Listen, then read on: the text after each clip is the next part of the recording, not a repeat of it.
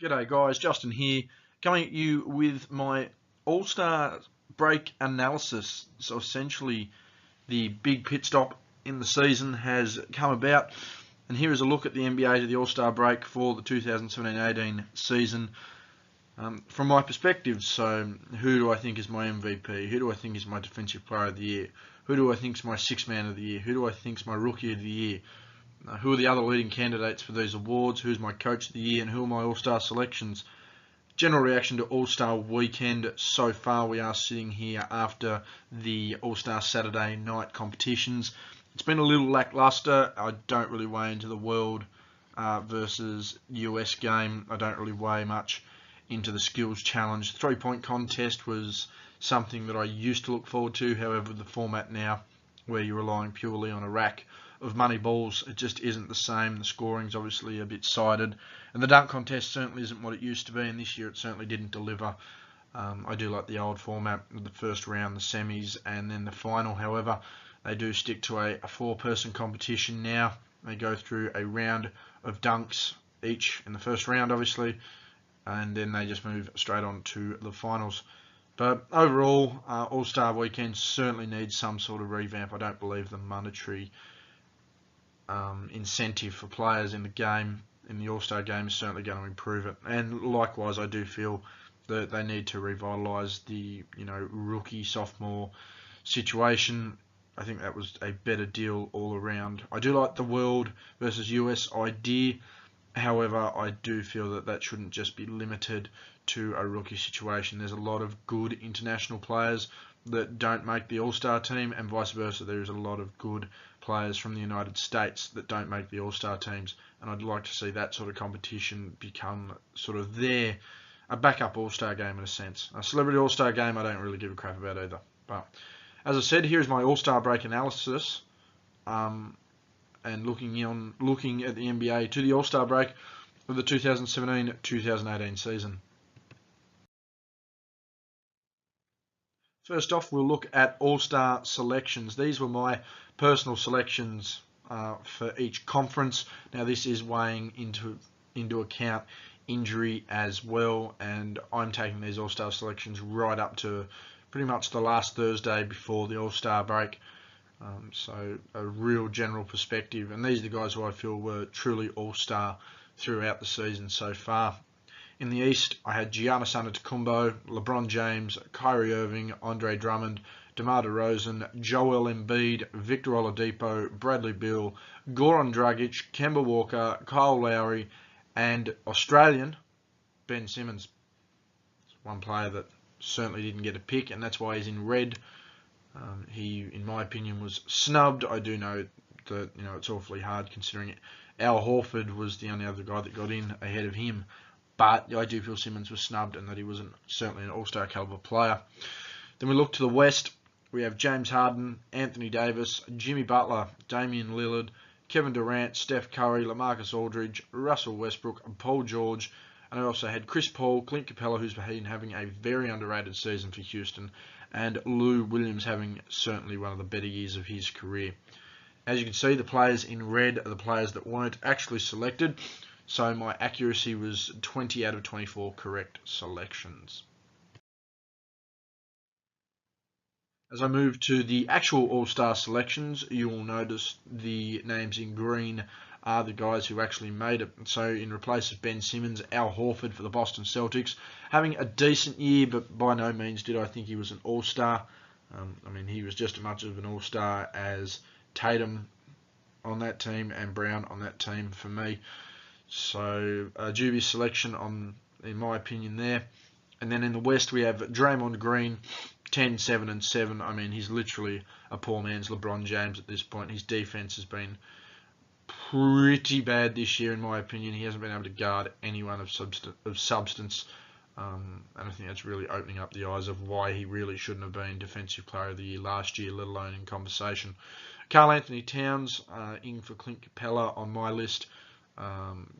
Towns having good numbers, obviously. You look at the season, he's having a 20 and 10 season.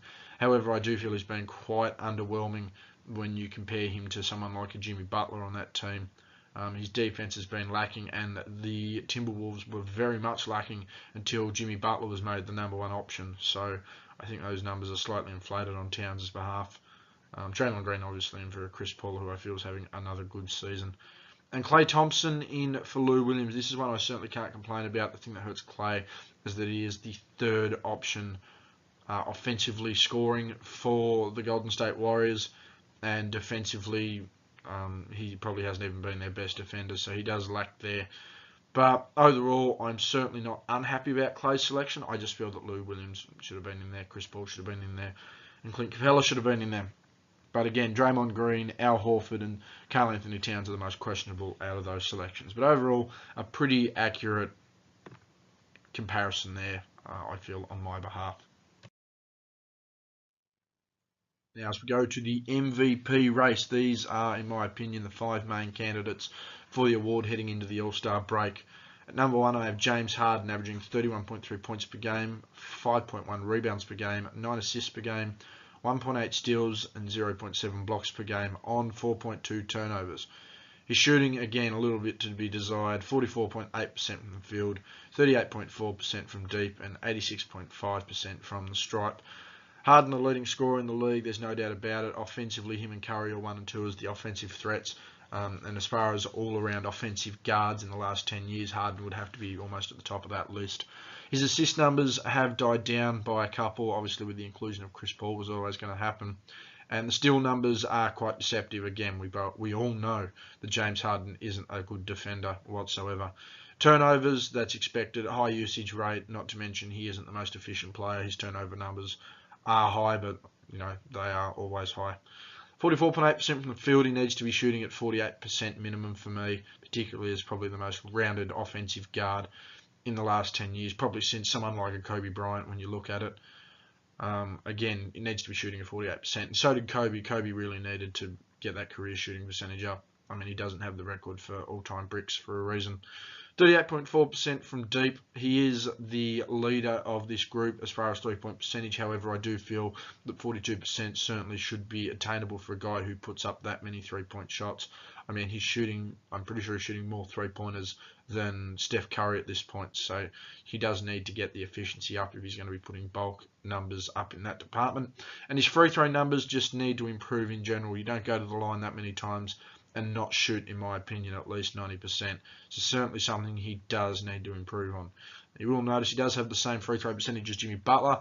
However, Butler has played more games, so I am giving him the edge as far as efficiency from the line. He's obviously taken more, or had more chances, more games to get to the free throw line. Second on my MVP race is Giannis Antetokounmpo, 27.8 points per game, 10.4 rebounds per game, 4.8 assists per game, 1.4 steals, 1.3 blocks per game. Now, it must be noted quickly as I jump back to James Harden, he has been the leader of that Rockets team. They have had a good team, and I feel that with the acquisition of Joe Johnson just before the All-Star break, that may cost him the MVP. He does have a lot of help around him. But again, he's leading from the front in these win streaks with his scoring. And, you have to be lauded and commended on that. So the leader of the team and the best team in the comp so far, he has to be my MVP for Harden. #2, Giannis, 27.8 points per game, 10.4 rebounds per game, 4.8 assists per game, 1.4 steals per game, and 1.3 blocks per game. Solid all-around season. When you look at it, it's pretty much 28, 10, and 5 on 1.5 steals and 1.5 blocks when you round it up. Having an unbelievable season, a truly breakout season here. 2.8 turnovers a game, very efficient too, mind you. Shooting from the field, 54%, 7-footer who can dribble and get to the ring when he wants to. He should be putting up that sort of efficiency. 29% from deep. I don't mind if Giannis isn't taking three-point shots. He's a 7-footer who can get inside and score. However, I'd like to see that improved. As you can see, most big men are able to shoot the three ball these days, or at least have a decent jump shot. 75% from the foul line. Again, for a guy who's scoring that much, I'd like to see that up to around 80%. However, big guys shooting over 70%, can't complain there. The only thing that is hurting Giannis at this point is the fact that Milwaukee are not sitting top of the East. However, I do feel he's the best all-around player in the East at the moment. #3, I have Jimmy Butler, a surprise selection. He was tied for 5th last time I did this. However, I have moved him up. 22.4 points per game, 5.5 rebounds a game, 5 assists per game. 1.9 steals. He's the leader of steals in this group, and he's having a good defensive year once again. 0.4 blocks per game and only 1.9 turnovers. Super efficient player.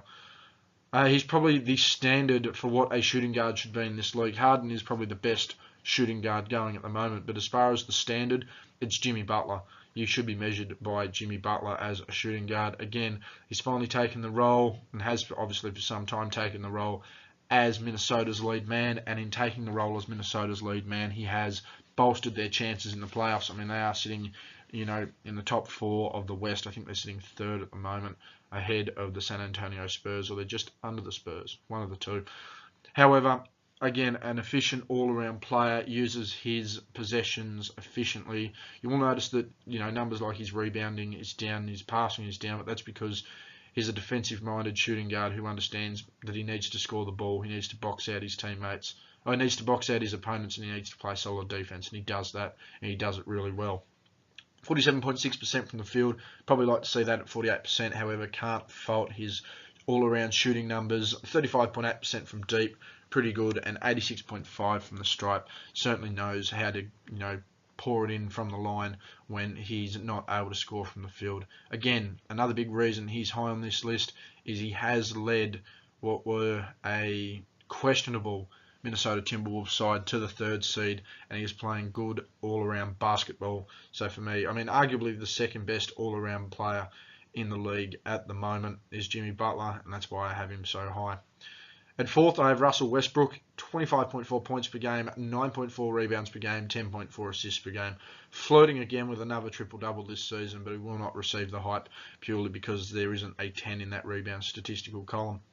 1.9 steals per game, again, the same as Butler, however, I gave the edge to Butler. He is a better defender, not to mention he has played more games. He has more, I think he's played more. Pretty sure he's played more. But his steals numbers are more impressive. 0.2 blocks per game, which is something of a surprise considering the rebounding numbers. I'd have liked to have seen him have more blocks per game, particularly chasing them. And 4.6 turnovers. Russ isn't afraid to really try and shoot the lights out, and if not, just put holes in the roof while he attempts to. And as far as efficiency, he does, again, one of those players, he does have a high turnover rate at 4.6. That also is aided by the fact that he is passing the ball a lot, and he does force the offense a lot. 44.4% from the field. Again, a guy like him pouring in that amount of points should be up near a Jimmy Butler, a 47% shooter. 29.3% from deep, very much to be desired for a guard in the NBA.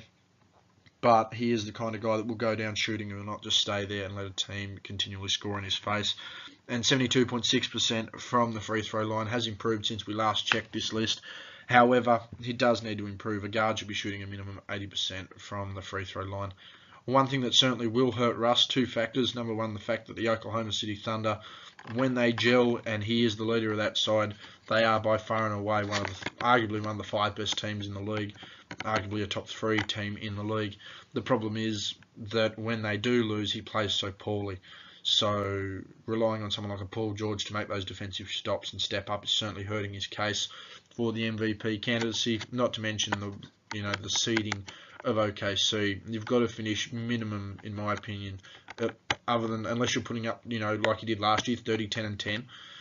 You have to be seeded within, the top 4 of each conference, realistically top 3 to have a chance at winning the MVP trophy. That's some reason why people will question LeBron James' ability in the MVP. Someone will also question, say, a DeMar DeRozan, a Steph Curry, a Kevin Durant, those kind of guys for the MVP purely on seeding, and that's something that will hurt a Russell Westbrook in that if that team doesn't finish a top 3 seed, minimum top 4 seed, he's not going to be in the conversation. But for me, he is, and he is the 4th candidate on that list. And at number 5, again, another seeding issue here, and that's Anthony Davis, one of the 3 best all-around players in the league. There's no doubt about it. 27.4 points per game, 10.7 rebounds per game leads all comers in this list.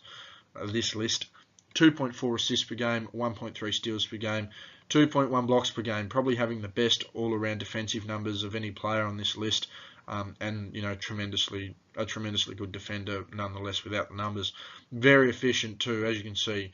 High defensive numbers, good offensive production. Probably could pass the ball a little bit more, but DeMarcus Cousins was certainly filling that void when he was taking possessions. 2.1 turnovers, again, great efficiency, and again, good efficient shooting numbers.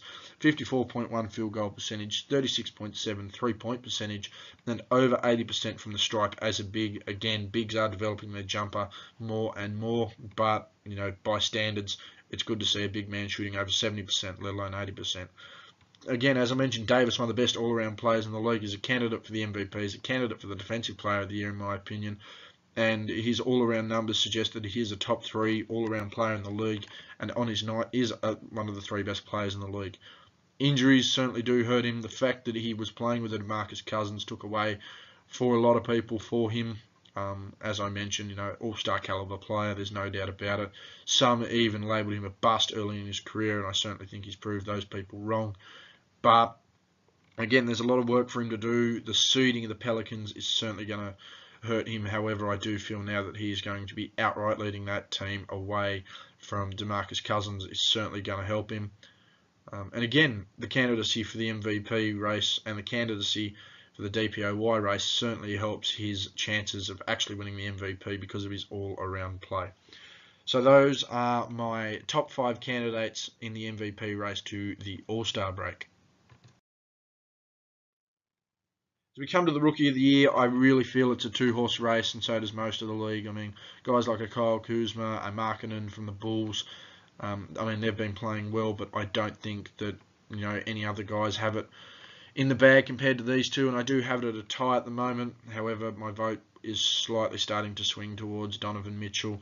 However, in the 2-horse race that I have so far, I have Ben Simmons of the Philadelphia 76ers and Donovan Mitchell of the Utah Jazz, the most recent winner of the dunk contest, mind you. So certainly, a feather in the cap there for Mitchell early on in his career. As we look at Simmons' numbers for the 76ers, 16.4 points per game, 7.8 rebounds per game, 7.3 assists per game, 1.9 steals per game, and 0.9 blocks per game. Averaging 3.7 turnovers, and as the point guard, that's expected. However, his assist numbers aren't as high as could be expected, so you'd like to see that efficiency rate improve. 52.7% from the field. Again, he's near 7 foot. He's able to get to the hoop at will. The problem is his shooting stroke. He has no 3-point percentage of 0, and his free throw percentage is 56.5. So a lot of work to be done on his shooting motion.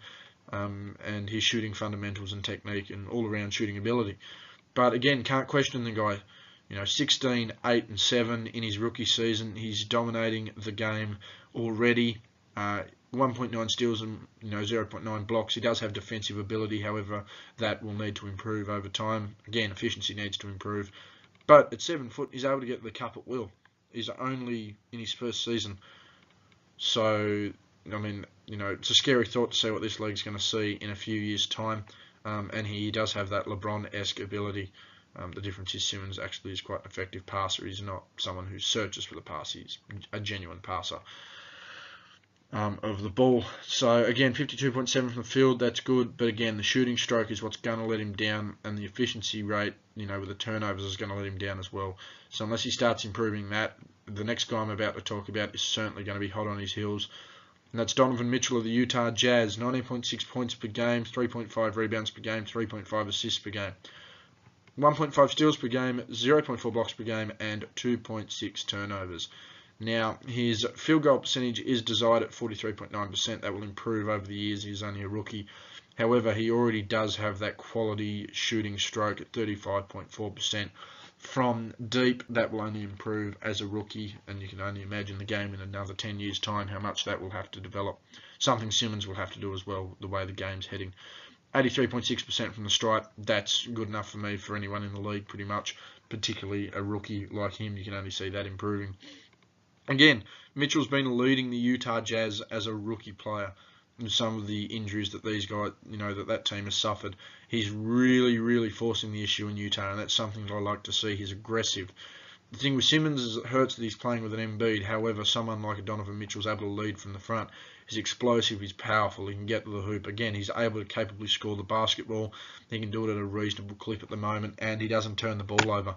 Something that you look for in a player. So Utah is looking very, very solid there. Again, he's just recently won the dunk contest, so a feather in the cap there, particularly for his case. It does help that he has appeared at All-Star Weekend and Ben Simmons hasn't. I would have liked to have seen Simmons maybe in the Skills Challenge or maybe even in the All-Star game where I feel he deserved to be. But in saying that, he will get his time. There's no doubt about that. You've only got to look at the numbers there. But yeah, it's a really tough call for Rookie of the Year for me. It is a two-horse race. Ben Simmons only just has the lead, and if he doesn't have the lead, for most people, I think it is a dead set tie with Donovan Mitchell. But again, we're going to have to see how we go down the stretch and how the season finishes. But at the moment, I do have it as a two-horse race: Ben Simmons and Donovan Mitchell. And just a quick look here at their head-to-head. In the two games that Utah and Philadelphia have played, or that Simmons and Mitchell have faced off against one another, it is Ben Simmons with 2 wins and Mitchell with no wins. In these two games, we have Ben Simmons at 21.5 points per game, 11.5 rebounds per game, 4 assists per game, 3.5 steals and 1.5 blocks. However, 5 turnovers is very much to be desired, particularly with those assist numbers. So that's awful efficiency there. 43.5% field goal percentage. That does drop. Obviously, his efficiency, as I mentioned, did drop. He was looking at quantity over quality in these games, and again, poor shooting certainly does hurt. Meanwhile, someone like a Donovan Mitchell, again, numbers do drop all around. However, his turnovers still remain low. That's positive. 12.5 points per game, 3.5 rebounds per game, 3 assists per game, 1 steal and a block. So still putting in a little bit of effort defensively there. Low turnover numbers compared to Simmons, which is good to see. However, the shooting to be desired once again. 22.5 from the field, 16.7 from deep, and 66.7 from the stripe. Again, head-to-head matchup there for Rookie of the Year with Ben Simmons, Donovan Mitchell. Again, Simmons slightly ahead at best, but I'm pretty much going to call it a two-horse race. And we'll see how these guys finish the season and how it all pans out for the both of them in the case. The 2017-18 Rookie of the Year. Moving on to another award here, we have the Defensive Player of the Year. And these guys at the moment are the 5 candidates in my opinion. However, I do feel there is another player that will come into contention by the end of the year. My first candidate, and then honestly who I feel is my only candidate, is Andre Drummond. 10.4 defensive rebounds, 1.6 steals, 1.6 blocks, 2.4 steal percentage or 4.1 block percentage, a defensive rating of 99, 4.1 defensive win shares, and a defensive box score plus minus of 5.8. There isn't much this guy hasn't been able to do. Rebounding and playing defense. This guy eats the glass for breakfast, and he at the moment is having by far his best defensive year, and he's having a good all-around defensive year. The problem is, can he be consistent? At the moment, he clearly is the best defender in the league. I don't think there's a question about that. However, he needs to be consistent for the rest of the year and not let it drop off. There have been previous seasons where Drummond has started, like a ball of fire. It's been awesome to see his rebounding and that pouring in. And after the All-Star break, he goes into a slump, and it certainly turns out to be a negative year. There were a lot of questions whether Andre Drummond was going to live up to the hype a few seasons ago. However, I do feel that he is more than doing that, and certainly delivering when he needs to. My second Defensive Player of the Year second candidate for Defensive Player of the Year is none other than Anthony Davis. I mentioned his defensive numbers before, but we'll go through them again. 8.3 defensive rebounds, 1.3 steals, 2.1 blocks a game, 1.8 steal percentage, 4.8 block percentage, a defensive rating of 105, 2.8 defensive win shares, and 1.6 defensive box score plus minus. The second candidate for me, and I don't think it's a question. You only have to look at the numbers for some assessment there. Davis has been very consistent all through the year and certainly has stepped up now. DeMarcus Cousins has been ruled out for the rest of the season. Defensive rating, again, this is something that I seldom argue. Occasionally it can be very dubious. He's obviously rated 105, but then he does put up these sort of numbers, so you do have to rely upon, you have to go and pass the eye test and really pay attention. Davis can defend the 4, the 5, the 3. He does have that. He did play point guard growing up. Obviously moved into the power forward and center positions in his more senior career, and I think that has helped his ability on ball and off ball, having played such a variety of positions on the court. Again, the second candidate for me in Defensive Player of the Year. My third candidate for Defensive Player of the Year is Giannis Antetokounmpo. 8.2 defensive rebounds, 1.4 steals per game, 1.3 blocks per game, a 1.9 steal percentage, a 3.1 block percentage, defensive rating of 105, 2.8 defensive win shares, and a score of 2 in the defensive box score plus minus. Again, one of the 3 best all-around players in the game. He certainly does leave a little desired occasionally in the fourth quarter, but Giannis' ability to play on both sides of the floor certainly can't be questioned. I mean, at 7 foot with a wingspan of 500 meters or whatever it is, it's unbelievable to see his ability to guard the floor, and he does have the ability to play the 1 to 5. So his ability to guard those positions, has been worked on the past few seasons, and I mean it's evident with his numbers. He's a good on-ball defender. He's a good rim protector. I'd like to see his numbers improve a little bit though, particularly for a guy of his size. I'd like to see, putting up the block numbers of an Anthony Davis or, when in form, a Rudy Gobert or Hassan Whiteside. But he does have that ability. Again, the thing that does cost him for me in the ranking is the fact that he does struggle in the fourth quarter, and he does go through small periods there where he can't be seen. I mean, he's more consistent than ever, but he does need to improve a little bit there. So my fourth candidate for Defensive Player of the Year is Joel Embiid. 8.9 defensive rebounds, 0.6 steals per game, 1.8 blocks per game. I'd like to see those numbers rise a bit. However, the numbers don't tell the story. One steal percentage of 1, a block percentage of 4.9, a 101 defensive rating. Again, this is where you need to be careful of what numbers tell what stories.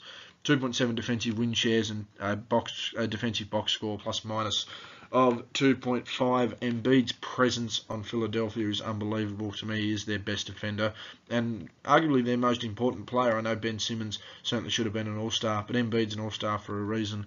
And I mean, in future years, he will be an MVP candidate. I don't see that happening with the Philadelphia 76ers this year. They're certainly going to need to be getting 50-55 wins on the board for him to be any sort of a chance. But he has been consistent all year. His defensive numbers, his rebounding numbers, they've been at around 10-11 a game, and he hasn't had more than 16 rebounds, so he's a consistent rebounder. And again, his blocks and steals, his defensive effort is consistent, and consistency is what should get you a Defensive Player of the Year nomination, and for me that is why he is at number 4. At number 5 I have Kevin Durant. Now Durant is sitting at 5 because he's about to fall off the list if he's not careful. Started the year in a blaze of glory. I mean, to me he's still the best defender going for Golden State. However, I do feel that his numbers dipping and his effort dipping is certainly going to cost him in the long run. 6.3 defensive rebounds, 0.8 steals per game, and 1.9 blocks per game.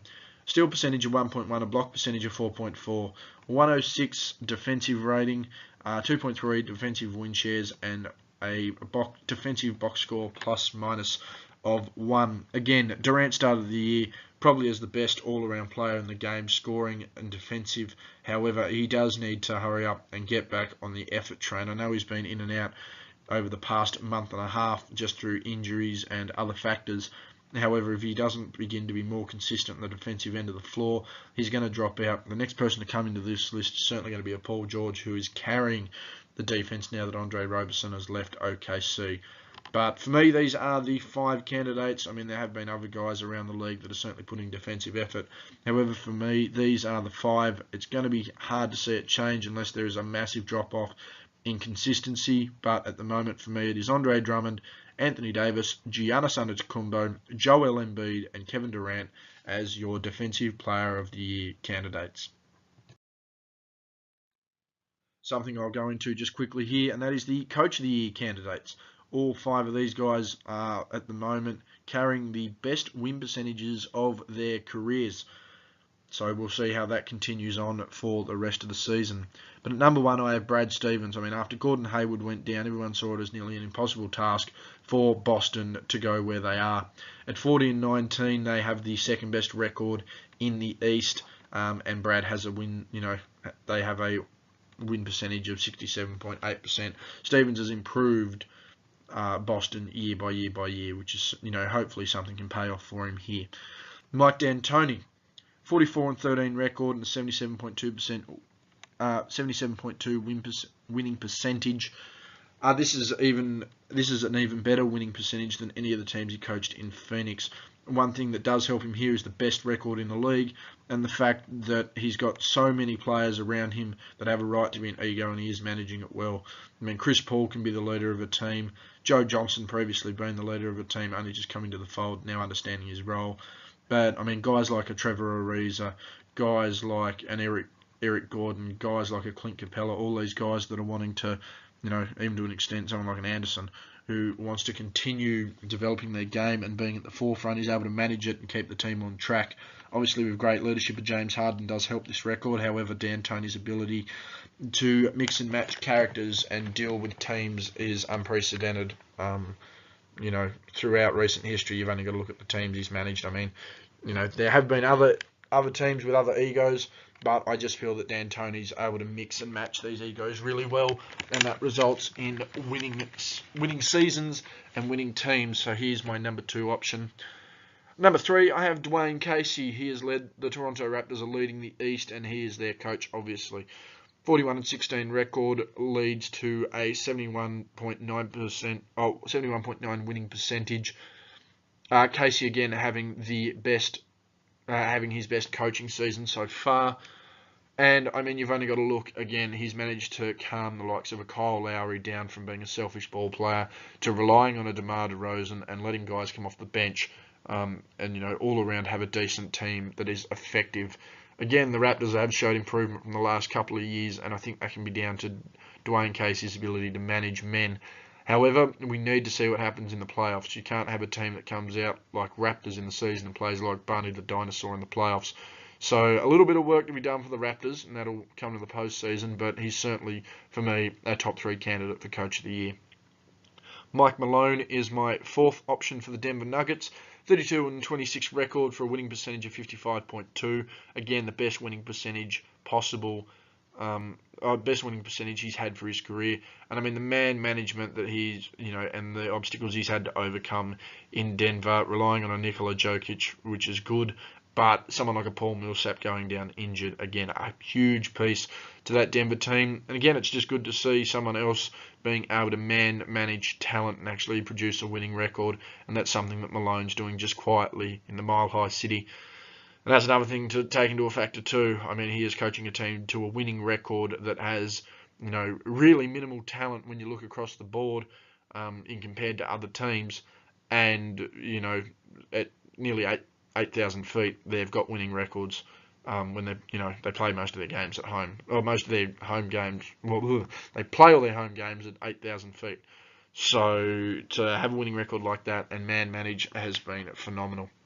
And at number 5, I have Brett Brown, 30-25. This is the first time above 500 for Brett Brown as the coach of the Philadelphia 76ers. 54-5 winning record, again the best winning percentage of his career.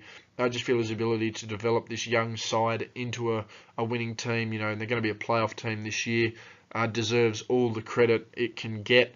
And for me, that's why he is my number 5 option. Again, we can see this chopping and changing. Eric Spoelstra always seems to be in the mix, and I mean, there's no reason why he can't be. The Heat certainly, pretty much lack an absolute superstar on their team, and they're consistently getting the job done. And after the proof that Eric Spoelstra can manage egos, he has now proven himself to be a coach, of the highest order. So again, someone else like him who's on the outer that could very much be on the inside very soon. But those are my 5 candidates for Coach of the Year so far.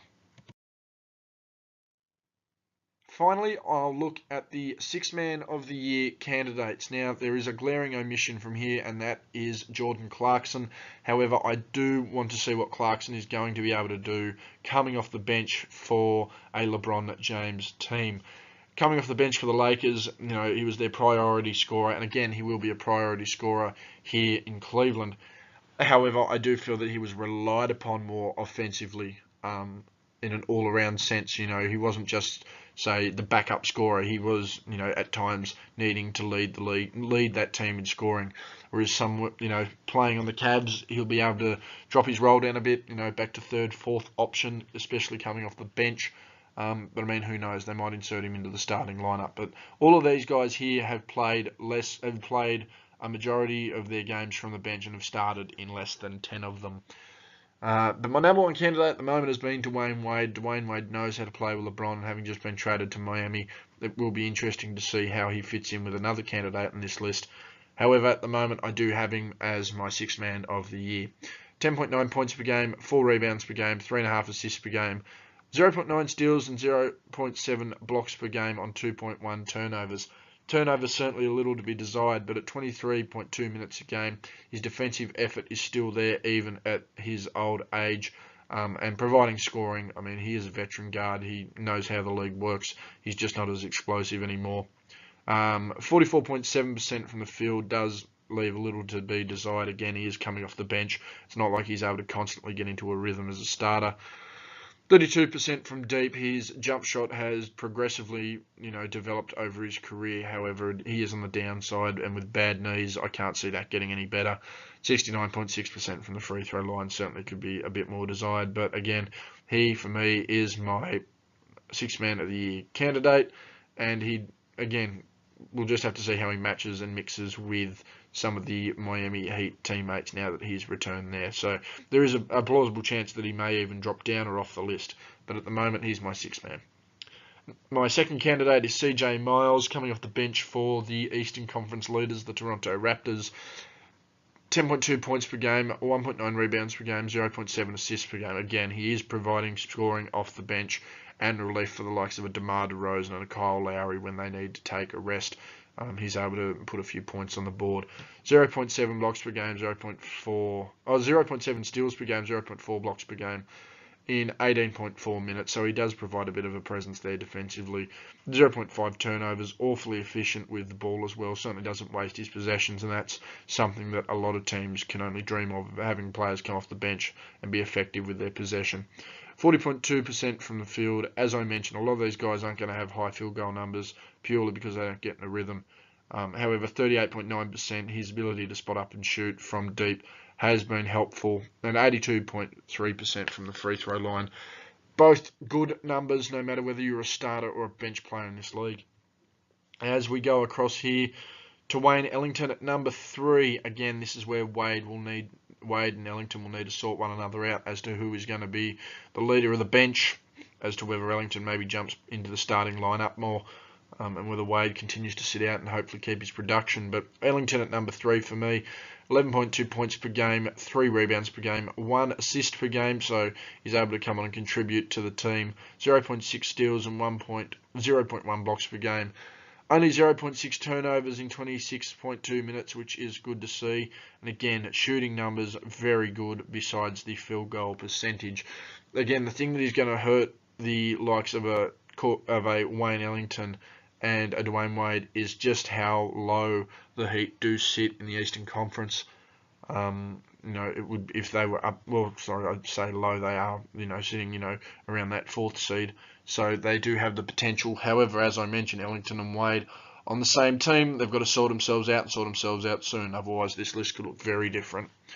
Lance Stevenson for Indiana is my 4th candidate for 6th man of the year. 9.2 points per game, 5.4 rebounds per game, 3 assists per game. He's able to provide good all-around offensive play for the team when he comes into the game. 0.6 steals and 0.2 blocks per game. He can hustle defensively. His numbers don't always tell the story, but you would like to see those probably jump a little more. But awfully hard, again, when you're not a starter and you're not in the rhythm. 1.7 turnovers per game in 23.3 minutes of game time. That's, about standard. Certainly can't complain about that. 43.6% from the field. Again, not being able to get into the rhythm with his shooting, not being able to get in a rhythm with his scoring within the offense, certainly going to hurt that. 3-point, and again, he's a kind of he's an all-around player. He puts his heart and soul everywhere, so he will have numbers drop. 32.5 from deep, 66.3 from the stripe, both numbers that could be improved. Most certainly the free throw numbers. Again, there's no excuse for anyone in the NBA to shoot less than 70%, let alone a guard forward who should be shooting around 80%. Jamal Crawford is my 5th candidate for 6th man of the year. Perennial 6th man of the year candidate. Everyone knows that. He's a 3-time winner.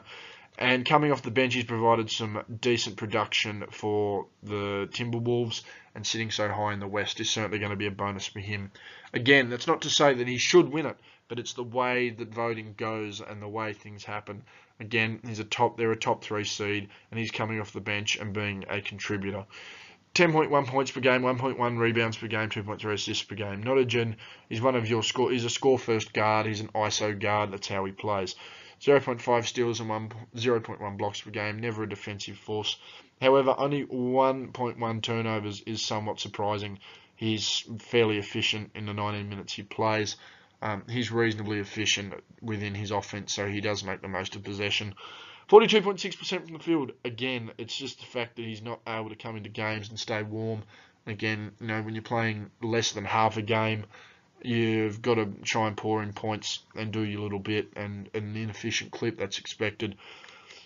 3-point number could probably be slightly improved, particularly coming off the bench, well rested. Should have no reason to be have to really force up your shot from deep. But 89.8%. Tremendously good shooting, and that just shows his ability to score at the line. He does have good shooting touch when he wants to. But again, these are my 6th Man of the Year candidates: Dwayne Wade, CJ Miles, Wayne Ellington, Lance Stevenson, and Jamal Crawford. Might see a Jordan Clarkson in here, might see a Dwayne Wade and a Wayne Ellington, get caught in their own crossfire and move around. But at the moment, that's how it sits, and we'll see how Jordan Clarkson pans out with the Cleveland Cavaliers. And that's been me, guys. Thank you very much for watching my All-Star break analysis video. Just as I mentioned, my catch-up on my All-Star selections, my MVP, my Defensive Player of the Year, my Rookie of the Year, my Coach of the Year, and my 6th Man of the Year. Thank you very much for watching the video. Hit that like button and leave a comment. Let me know who you'd have in the awards. Anyone I missed, or anyone you feel that I may have, overjudged, so to speak. Let me know, give me some feedback, and subscribe to the channel for more videos like this. Again, now that I have released this one, I can go ahead and look at producing my LeBron James, the part 2 of LeBron James's Tarnished Legacy video series. Hit me up on Twitter, Justin_G_Bryan. I'm going to be running a few polls in regards to these questions and these lists that I have proposed to you on here. Again, leave your feedback on there and let me know what's going on. Of course, always up for a chat on Twitter, so sports, life in general, you name it, I talk about it. So hit me up on there. And again, you can find more links to my content on my Twitter. Thank you very much for watching the video. Again, hit that like button, leave a comment, leave your feedback on the video. Subscribe to the channel for more great updates. And again, follow me on Twitter, Justin_G_Bryan, for more updates throughout the year on my channel and just on my Twitter in general. Thank you very much for watching, guys. This has been me, Justin, and I will see you in my next video regarding LeBron James's Tarnished Legacy Part 2.